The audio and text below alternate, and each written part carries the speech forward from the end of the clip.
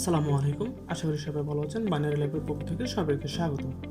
আজকে আমরা দেখব কিভাবে মিপস অ্যাসেম্বলি ল্যাঙ্গুয়েজ ইউজ করে আপনারা ফ্লোট ভ্যালু প্রিন্ট করতে পারেন। সো ফ্লোট ভ্যালু প্রিন্ট করার জন্য আমাদের কী করতে হবে, আগে একটা ভেরিয়েবলে ফ্লোট ভ্যালুটা স্টোর করতে হবে, দেন আমরা ওই ফ্লোট ভ্যালুটা প্রিন্ট করব। সো এর আগের টিউটোরিয়ালটা যারা দেখেন নাই কীভাবে ইন্টিজার প্রিন্ট করবেন তারা ওইটা দেখে নেবেন। দেখে নিলে জাস্ট ইন্টিজার ফ্লোটের মধ্যে জাস্ট একটা লাইনে শুধু ডিফারেন্ট থাকবে, আশা করি আপনারা বুঝতে পারবেন। সো আপনারা যারা ওই টিউটোরিয়ালটা দেখেন নাই, আশা করি এর আগের টিউটোরিয়ালটা দেখে নেবেন। সো আমরা কীভাবে একটা ভ্যালু ইনপুট নিব। সো আমরা জানি কি মিপসের দুইটা পার্ট থাকে, dot data part, dot text part. আর টেক্সটে কি থাকে, মিন। সো ডাটা পার্টে কী করব, ডাটা পার্টে আমরা একটা ভেরিয়েবল নিয়ে নিব যে ফ্লোট বেল নিয়ে নিলাম। তো ফ্লোট বেল নিয়ে নিলে কি করতে হবে, যে ফ্লোট বেলের জন্য একটা ডাটা টাইপ আছে যে ফ্লোট। তো আমরা দুই ডাটা টাইপ ইউজ করি, ডট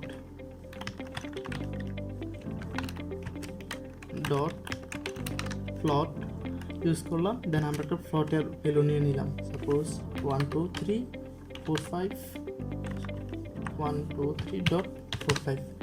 সো আমরা একটা ফ্লোট ভ্যারিয়েবল কী করলাম, যে ফ্লোট ভ্যালু একটা ফ্লোট ডাটা টাইপ ভ্যারিয়েবলে আমরা ফ্লোট ভ্যালুটা নিয়ে নিলাম। তো এখন আমাদের কাজ ভ্যারিয়েবল অ্যাসাইন ডিক্লার শেষ। তো এখন আমাদের কাজ কি, ভ্যারিয়েবলটা প্রিন্ট করা। তো প্রিন্ট করার জন্য আমরা টেক্সটে চলে আসলাম, মেইন থেকে স্টার্ট হবে। তো আমরা কি করব, যে এটা প্রিন্ট করার জন্য কি করতে হবে, আমাদেরকে একটা রেজিস্টারে এই ভ্যালুটা স্টোর করতে হবে। করার পর আমরা ওই রেজিস্টার থেকে ভ্যালুটা প্রিন্ট করতে পারবো। সো আমরা ফ্লোট কীভাবে স্টোর করব, সো আমরা যদি একটু যে মিপসের যে ইনস্ট্রাকশনগুলো আছে এগুলো দেখি, যে প্রিন্ট ফ্লোটের জন্য কি করতে হবে, $F12 নামে একটা রেজিস্টার আছে, ওই রেজিস্টার আমরা কি করতে হবে, ওই ভ্যালুটা স্টোর করতে হবে। স্টোর করে আমরা কি ইনস্ট্রাকশন কত 2 দিয়ে প্রিন্ট করতে পারবো, বি এর ইনস্ট্রাকশন 2 দিয়ে প্রিন্ট করতে পারবো। সো আমরা যদি এখানে যাই, যে আমরা এখন কি করব, যে লোড ওয়ার্ড C1। তো এটা আসলে F12 হলো প্রসেসরের 1-এ থাকে F12, তাই এখানে হবে যে লোড ওয়ার্ড C1। তো এটাও একটা ওয়ার্ড। সো C1 কি হবে, যে C1-এ F12-এ কি লোড হবে, ফ্লোট বেল। তো এখন কি হলো, ফ্লোট বেলের অ্যাড্রেসটা কোথায় লোড হলো, F12-এ। তো এখন F12-এ লোড হওয়ার পর কি করতে হবে, এখন আমরা এটাকে প্রিন্ট করতে হবে। তো প্রিন্ট করার জন্য লোড ইমিডিয়েট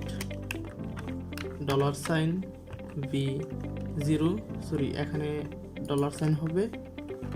সো $B0 কি, B0 কোড কত, 2 মানে ফ্লোট ভ্যালু প্রিন্ট। তো 2 হয়ে গেল। দেন আমরা কি করব, সিস্টেম কল। দেন আমরা বরাবরের মতন কি করব, এক্সিট হয়ে যাব।